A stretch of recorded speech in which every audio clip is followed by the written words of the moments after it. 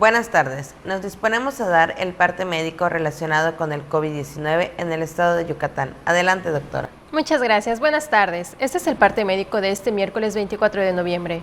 Como se ha señalado, en la reapertura económica los datos más importantes son la ocupación hospitalaria y los ingresos diarios. El día de hoy tenemos 53 pacientes en hospitales públicos. 70.220 pacientes ya se recuperaron, no presentan síntomas ni pueden contagiar.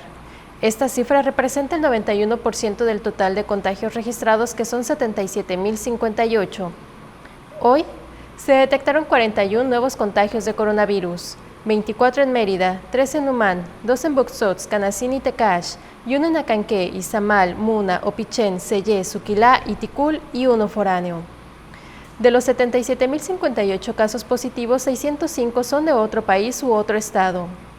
Específicamente en Mérida se han diagnosticado 47.013 personas contagiadas de coronavirus, que viven en la zona norte 12.153, en la zona oriente 11.607, en la zona centro 4.553, en la zona sur 7.257 y en la zona poniente 11.443.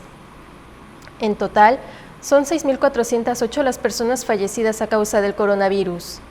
Lamentablemente en este parte médico informamos de 5 fallecimientos. Son 2 hombres y 3 mujeres, de un rango de edad de 61 a 91 años.